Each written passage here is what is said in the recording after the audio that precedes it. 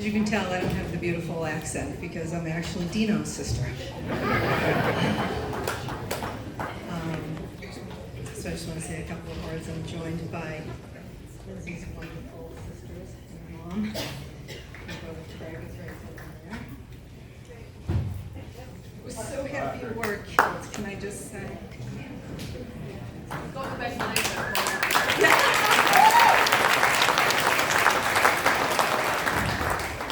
So I just wanted to say a couple of words of thank you to Lindsay. I want to thank Lindsay for her unwavering generosity of spirit, bringing love, light, and laughter to all aspects of her life, especially to our family. The Gavonis are all better people because we get to call Lindsay family. I want to thank her for sharing her passion for living and living for the moment, never passing up an opportunity to have fun, oftentimes at the expense of others, including the very first time that I met her. And she was relentless ever since. I thank Lindsay for loving my brother with all of her heart and bringing out the best aspects of him. I thank Lindsay for being a compassionate, selfless, extraordinary mother. As she would say, it was her favorite gig. I thank her for leaving us the best parts of her to continue on in living in Dino. Most of all, I want to thank her for teaching me what's most important in life, how to live with grace, and how much one person can mean to so many.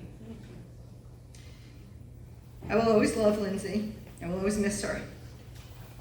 And I always look for her in the magic and wonder of life. Thank you.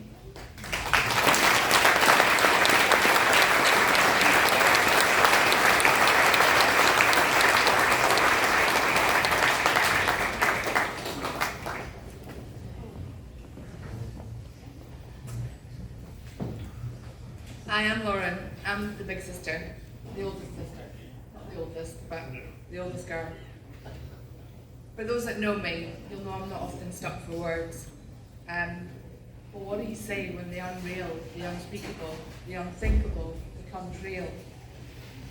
How do you capture the essence that is Lindsay in words? The family have been inundated with messages, really kind messages, these last few months. But words like tragedy, shocking, awful, loss, dreadful, heartbroken, just aren't the words I want to remember Lindsay by. Reading through all the messages describing Lindsay, have given me some words to remember her by. The funniest, so much banter, witty, inappropriate, firecracker, boundless humour, one hell of a musician, Indeed. kind, compassionate, sweet to everyone, down to earth. She loved big and deep, amazing, wonderful, incredible, special, great wife, mother and friend. Loved her family fiercely. Such a big heart. The best. And finally, but perhaps not surprisingly, always telling it how it is. Yes. I think these words tell it how it is, but my mother brought me up never to tell a lie. Lindsay wasn't perfect. She was a little sister, right? It's in the role profile to be annoying. You steal things from your big sisters, you get on their nerves, you embarrass them in front of their friends, you're generally a huge big pain in the ass.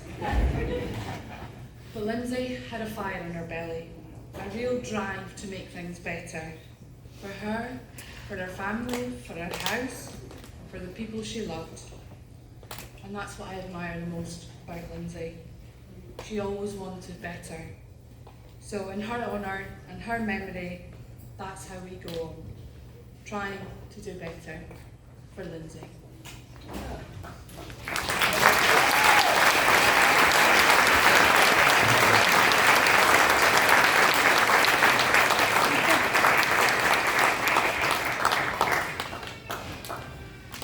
Hi guys, kit, as most of you probably know.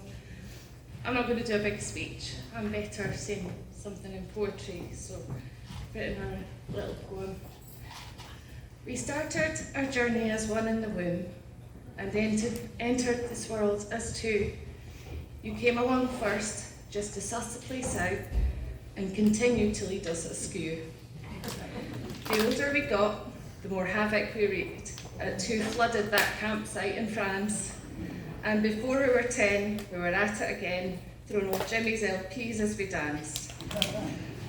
You loved to play footy, soccer, at school with the boys. Kieran tackled you rough, it was bad. You went down so hard but jumped promptly back up, kicked him square in the nuts, you were mad. We both started cello in primary 2. We drove Miss McLeod up the wall. Remember that time when we had a toy fight and we let that damn school cello fall? Sorry, I've lost it already. Mum and Dad stopped us going to Brownie Girl Camp to pay for that cello repair. And we didn't mind, because Brownies was lame, but we pretended it just wasn't fair.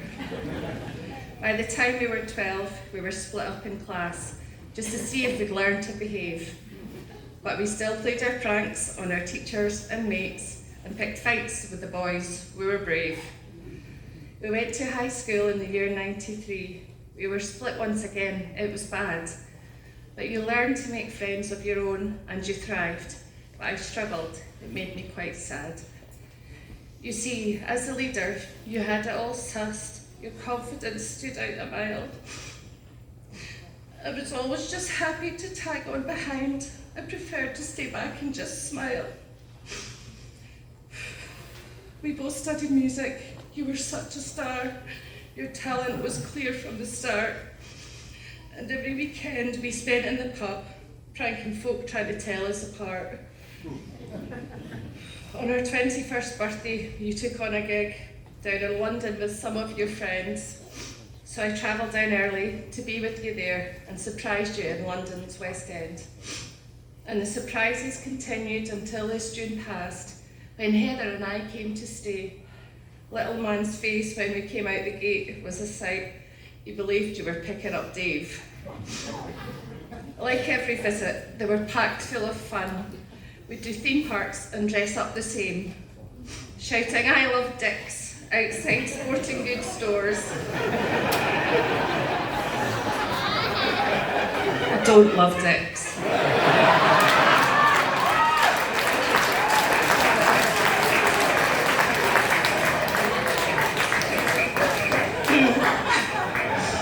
In other words, we've no shame. You stood up for yourself every time without fail. Some said you had huge lady balls, but deep down inside, you were squishy and soft when you finally let down your tough walls. With so many memories, I've named but a few of our 20 times pranks and conquests, but I don't want to stop and face up the hard truth that it's time that we laid you to rest.